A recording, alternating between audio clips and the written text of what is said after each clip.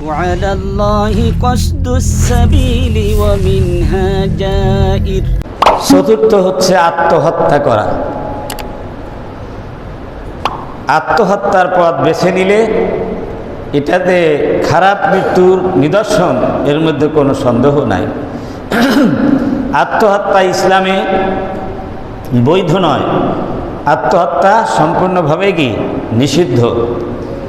এ প্রসঙ্গে মহান আল্লাহ সুবহানাহু ওয়া তাআলা সূরা নিসার 29 এবং 30 নম্বর আয়াত আল্লাহ পাক বলছেন, আউযু বিল্লাহি মিনাশ শাইতানির রাজীম ওয়ালা তাকতুলু আনফুসাকুম ইন্নাল্লাহা কানা বিকুম রহিমা। তোমরা নিজেদেরকে হত্যা করো না, নিশ্চয় আল্লাহ তাআলা তোমাদের প্রতি মেহেরবান। মানুষ আত্মহত্যা করে কখন? বিভিন্ন কারণে মানুষ যখন জীবনের উপরে হতাশ হয়ে যায়, নাবিশ্বাস হয়ে যায়, তখন আত্মহত্যা করে। ব্যবসায় ক্ষতিগ্রস্ত হলে, অর্থনৈতিকভাবে দেউলিয়া হয়ে গেলে, তথাকথিত প্রেমে ব্যর্থ হলে, তারপরে পারিবারিক অশান্তি সৃষ্টি হলে, সামাজিক অশান্তি সৃষ্টি হলে, মানসিক ভারসাম্যহীন হয়ে পড়লে বিভিন্ন সময় মানুষ এই আত্মহত্যার পথ বেছে নিতে পারে। ইসলামে আত্মহত্যা কখনোই বৈধ নয়। এই আত্মহত্যা মানে এই কুসংস্কৃতি চালু হয়েছে পাশ্চাত্য সমাজ থেকে, সেটি ধীরে ধীরে এখন মুসলমানদের সমাজেও এসে গেছে। আল্লাহ রাব্বুল আলামিন বলেন যে যতই তোমার জীবনে হতাশা আসুক না কেন, তুমি সবর করবে, আল্লাহর উপরে বিশ্বাস করবে। ইন্নাল্লাহা কানা বিকুম রহিমা। আল্লাহ পাক তোমার সেই বিপদ আপদ মুসিবত দূর করে দিবেন, যেহেতু তিনি হচ্ছেন দয়ালু, বান্দার প্রতি কি দয়ালু। আল্লাহ রাব্বুল আলামিন আরো বলেন, ওয়া ইয়াফআল যালিকা উদওয়ানান ওয়া যুলমান ফাসাউফা নুসলিহি নারা।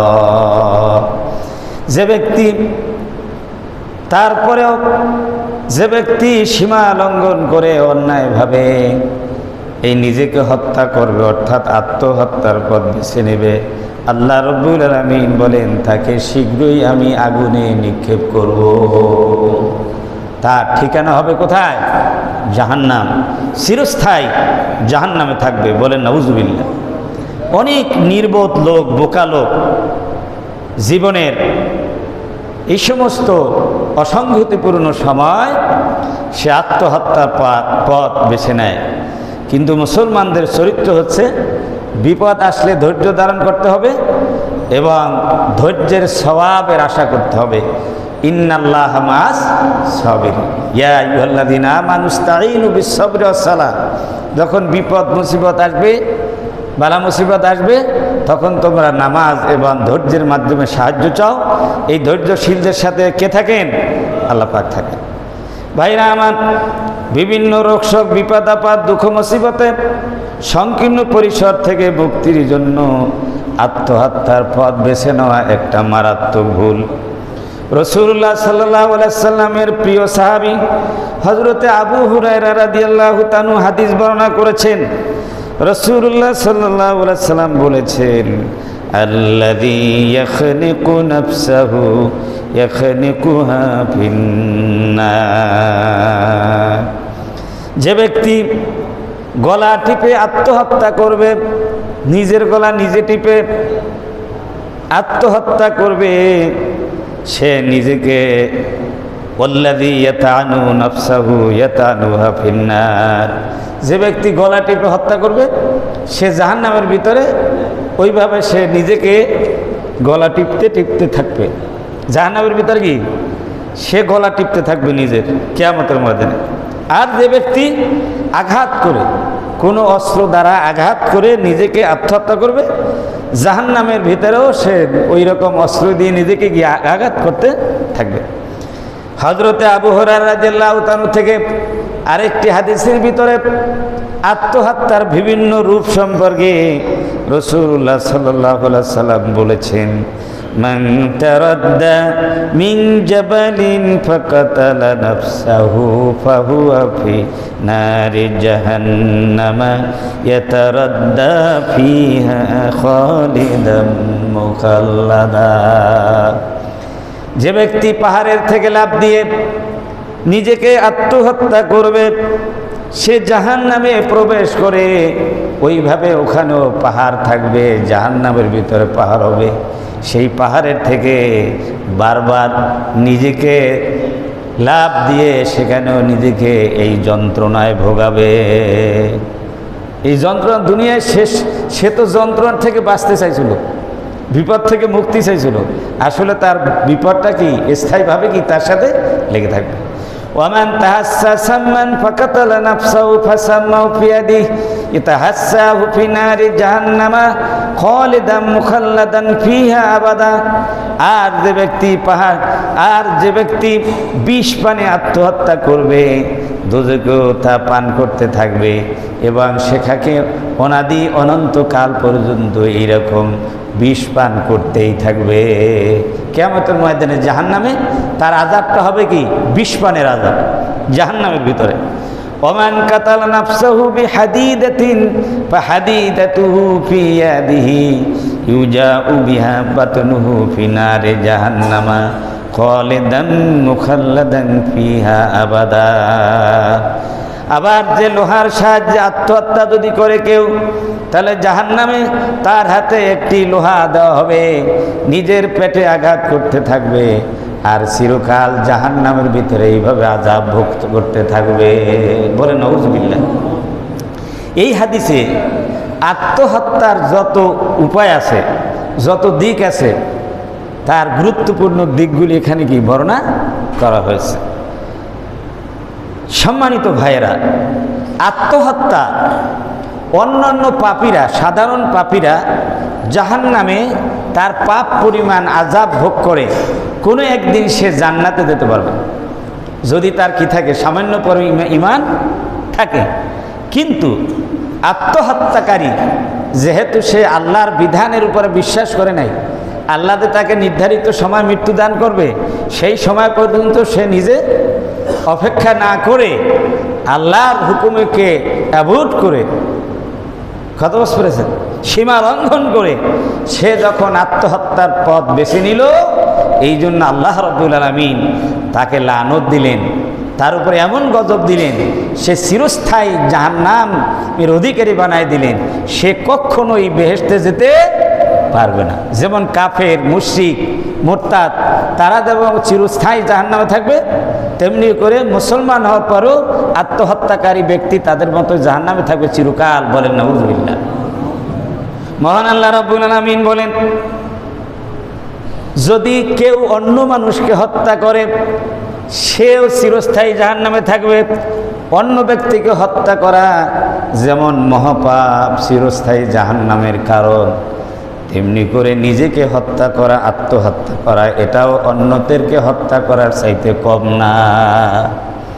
এই জন্য আল্লাহ রাব্বুল আলামিন কোরআন কারিমে সূরা নিসার 93 নম্বর আয়াতে বলছেন, ওমান ইয়াকতুল মুমিনান মুতাআম্মিদান ফাজাযাউহু জাহান্নামু খালিদান ফিহা ওয়া গদিবাল্লাহু আলাইহি ওয়া লা'আনাহু ওয়া আ'আদ্দা লাহু আযাবান আযীমা। মহান আল্লাহ পাক বলেন, যে ব্যক্তি ইচ্ছাকৃতভাবে কোনো মুমিনকে টার্গেট করে মুমিনকে হত্যা করলো, তার শাস্তি জাহান্নাম। এই জাহান্নামের ভিতরে সে চিরকাল থাকবে, জাহান্নাম থেকে সে কখনো বের হতে পারবে না। আল্লাহ তার উপরে ক্রুদ্ধ হবেন এবং তার উপরে আল্লাহ পাক অভিসম্পাত করবেন। ভীষণ শাস্তি তার জন্য আল্লাহ রাব্বুল আলামিন প্রস্তুত করে রেখেছেন জাহান্নামের ভিতরে। এই জন্য কোনো মুমিন মুসলমান অন্য কোনো মুসলমান হোক বা অমুসলমান হোক, অন্যায়ভাবে জুলুম করে অমুসলমানকেও হত্যা করা যাবে না। বলেন আল্লাহু আকবার। ইসলামের বিধান হলো কোনো মুসলমান থেকে নয়, 5টা কারণ ছাড়া কোনো মুসলমানকে হত্যা করতে পারে না। সেই শরীয়তের 5টা কারণ যদি পাওয়া যায় তাহলে শরীয়তই হুকুম দেবে হত্যা করার জন্য। এছাড়া অন্যায়ভাবে তাকে হত্যা করা যাবে না। কেউ যদি মোরতাদ হয়ে যায়, শরীয়তের হুকুম অমান্য করে, জেনা ব্যভিচার করে, অন্যকে যদি হত্যা করে অন্যায়ভাবে, এসব ক্ষেত্রে মানে শরীয়ত হুকুম দেবে তাকে হত্যা করার জন্যে। তা দেশের সরকার বিচার করবে। কে বিচার করবে? নিজেরা আইন হাতে তুলে নেওয়া যাবে না। বলেন আল্লাহু আকবার। এটা শুধু মুসলমান নয়, অমুসলমানকেও যদি অন্যায়ভাবে হত্যা করে একই বিচার কি হবে। ভাইরা আমার, সাম্প্রতিককালে আপনারা দেখেছেন গত 2 দিন আগে, 2 দিন আগে চট্টগ্রাম মানে আদালতে সরকারি একজন পিপি আইনজীবীকে অন্যায়ভাবে দুষ্কৃতিকারীরা, সন্ত্রাসীরা হত্যা করেছে। বলেন নাউজুবিল্লাহ। সে হত্যাটা এতই নির্মম ছিল যে হত্যাকাণ্ড যারা দেখেছে, আমাদের এই কলোনিরও বেশ কিছু লোক ওইখানে ছিল যারা চাকরি করেন, তারা বর্ণনা দিয়েছেন এবং বিভিন্নভাবে বর্ণনা দিয়েছেন। নির্মমভাবে হত্যা করেছে। যারা দেখেছে কেউ চোখের পানি রাখতে পারে নাই। এবং তার পারিবারিকভাবে সে 3 বছরের তার একটা মেয়ে আছে এবং তার স্ত্রী অন্তঃসত্ত্বা আরেকটি বাচ্চা তার পেটে আছে। এমতো অবস্থায় এই সন্তানকে এতিম করা এবং স্ত্রীকে বিধবা করে দুনিয়া ছেড়ে চলে গিয়েছে। তিনি সত্যের প্রতীক হয়ে শহীদ হয়ে গেছেন। বলেন আলহামদুলিল্লাহ। কিন্তু যারা হত্যা করেছে তারা হয়েছে জালেম, তারা হত্যাকারী। তাদের বিচার কে করবেন? তাদের চিরস্থায়ী জাহান্নাম। তাদের কি চিরস্থায়ী জাহান্নাম। বাংলাদেশের, সারা দেশের মুসলমান তো বটেই, যাদের ভিতরে মানবিকতা আছে, সামান্য যাদের ভিতরে মানুষের ভিতর দরদ আছে, সবাই ক্ষুব্ধ হয়েছে। সবাই কি হয়েছে? ক্ষুব্ধ হয়েছে।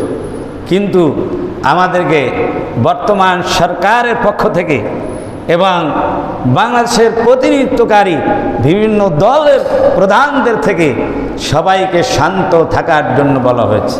বলেন আলহামদুলিল্লাহ। ধৈর্যের সাথে মোকাবেলা করতে হবে। সরকারি দুষ্কৃতিকারী এবং এই সমস্ত মানে সন্ত্রাসীদের, হত্যাকারীদের বিচার করার দায়িত্ব কার? সরকারের। আমরা এই সন্ত্রাসী, হত্যাকারী, দুষ্কৃতীদের আমরা সর্বোচ্চ বিচার দাবি করছি। জোরে বলেন ঠিক কিনা?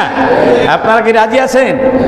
আমরা সর্বোচ্চ মানে শাস্তি দাবি করছি সরকারের কাছে। নিজেরা কেউ আইন আমরা হাতে তুলে নিতে পারবো না, এটা ইসলাম কি বলে না আমার ভাইরা।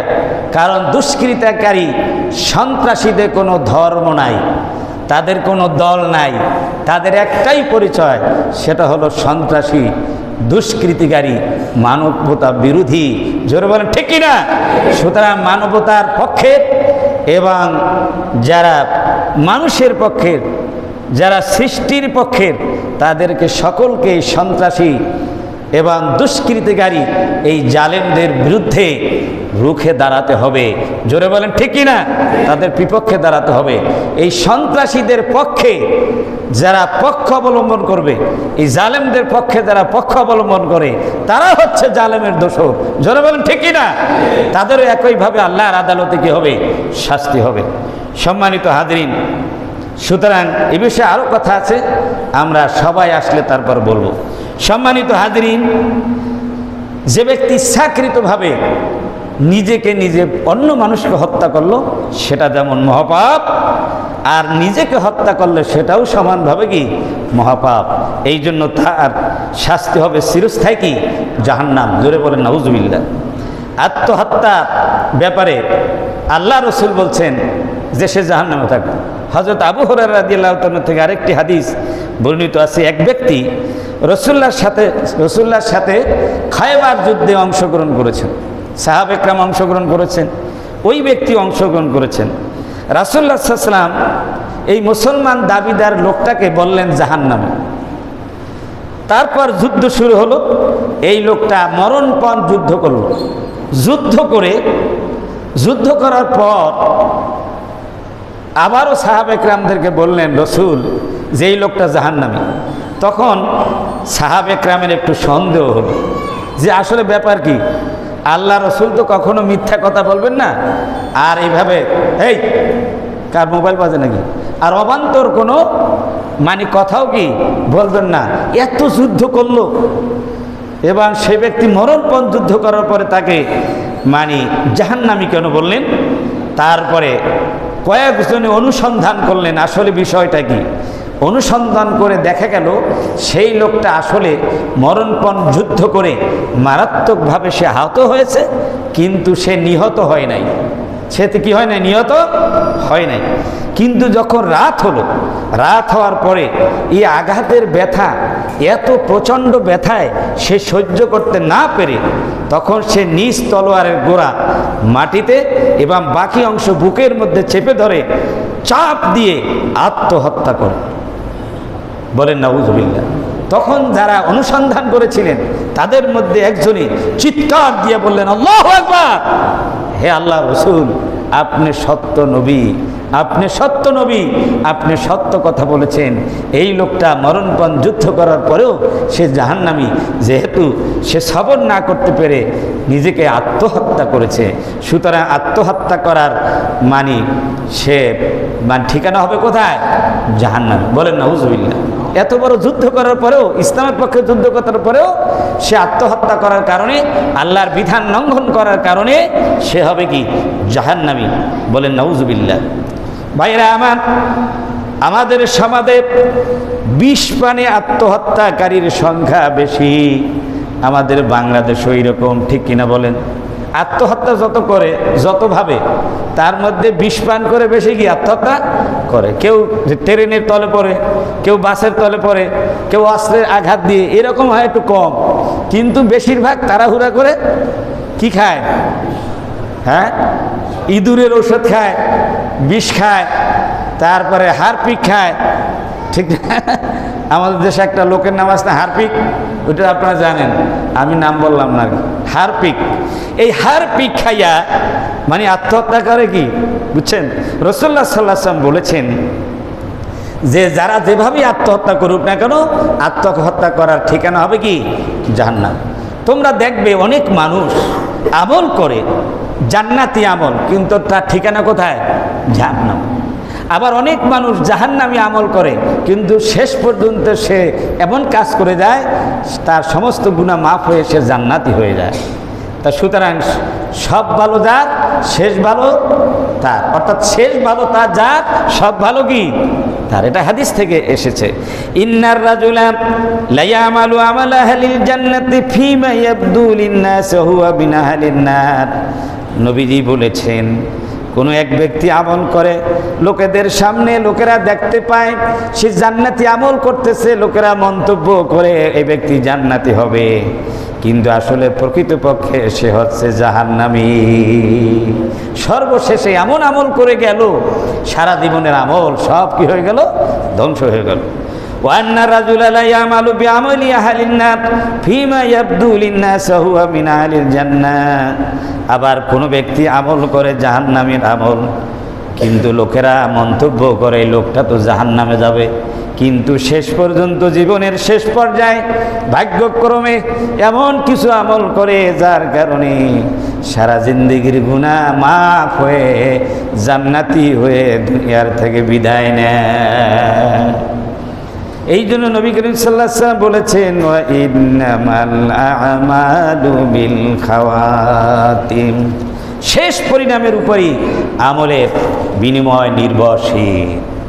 শেষ ভালো যার, সব ভালো তার। এই জন্য ভালো আমল কিছু করলে অহংকার করা যাবে না, কারণ এই ভালো উপরে একদম শেষ নিঃশ্বাস পর্যন্ত টিকে থাকতে হবে। ধরে বলেন ঠিক কি না?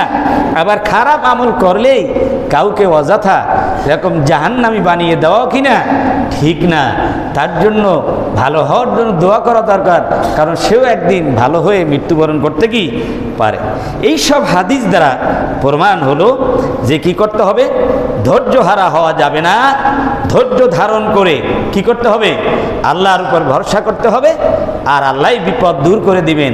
আত্মহত্যার পথ বেছে নেওয়া যাবে না। তিরমিজির এক বর্ণে এসেছে, নবী করিম সাল্লাল্লাহু আলাইহি সাল্লাম আত্মহত্যাকারীর নামাজে জানাজা পড়েননি, নামাজে জানাজা পড়েননি। স্বাভাবিকভাবেই একটা প্রশ্ন ওঠে যে আত্মহত্যা যে করে চিরস্থায়ী সে জাহান্নামী হবে, হাদিস কোরআনের থেকে আমরা এটাই জানলাম, ঠিক কি না? তাহলে তার জানাজা নামাজ পড়ানো যাবে কি না? হাদিস শরীফের ভিতরে প্রমাণিত হয়েছে যে নবী করিম সাল্লাল্লাহু আলাইহি সাল্লাম আত্মহত্যাকারীর জানাজা নামাজ পড়ান নাই। ফুকায়ে ইকরাম সমস্ত হাদিসকে বিশ্লেষণ করে তারা একটা ফতোয়া দিয়েছেন যে আত্মহত্যা যারা করে তারা যেহেতু কালেমাগো মুসলমান ছিল, পরিণামে তাদের কি হবে সেটা আল্লাহ রাব্বুল আলামিনই কি বলতে পারবেন, তাদের ভাগ্য নির্ধারণ করবেন। তাহলে তাদের জানাজা নামাজ পড়ানো যাবে, জায়েজ। তবে সমাজের বড় কোনো আলেম, প্রথিতযশা কোনো আলেম, বড় ইমাম, মসজিদের ইমাম, প্রথিতযশা আলেম, সমাজের প্রথিতযশা নেতৃস্থানীয় লোক তার জানাজায় অংশগ্রহণ করবে না। ছোটোখাটো মানুষ জানাজা পড়াইতে পারে মতো এইরকম মানুষ এবার সাধারণ লোকেরা তার জানাজায় অংশগ্রহণ করবে, কিন্তু কোনো বড় আলেম, বুজুর্গ আলেম, বড় ইমাম এবার স্থানের নেতৃত্ব স্থানীয় লোকজন তার মানে কি করবে না, জানাজায় অংশগ্রহণ করবে না। কেন করবে না? এই জন্য করবে না যে যাতে করে মানুষ এই আত্মহত্যার প্রতি উৎসাহিত না হয়, অর্থাৎ সামাজিকভাবে যে তাকে বয়কট করা হয়েছে এ কথা যেন বুঝতে পারে। আত্মহত্যায় অনুৎসাহিত করার জন্যেই এই বিধান করা হয়েছে, যাতে করে মানুষ যে কোনো সময় সে আত্মহত্যা করতে প্ররোচিত না হয়। যে দেখো আত্মহত্যা করে মারা গেলে কিন্তু তার জানাজাও হয় না, মানে সামান্য কিছু লোকে জানাজা বলে, ওইটা কি জানাজা বলে? যদি এলাকার সব লোক মিলে জানাজা বলে সেইটারই কি বলে, আসল জানাজা বলে? তাহলে ভালোভাবে জানাজা হয় না, ভালোভাবে কি দোয়াও কি হয় না। এই জন্য তার জন্য জানাজা হবে ছোটোখাটো, আর দোয়াও করা যাবে, তবে এইভাবে মানে ঘটা করে তার জানাজা পড়ানো যায় হবে না। আশা করি বুঝতে পেরেছেন।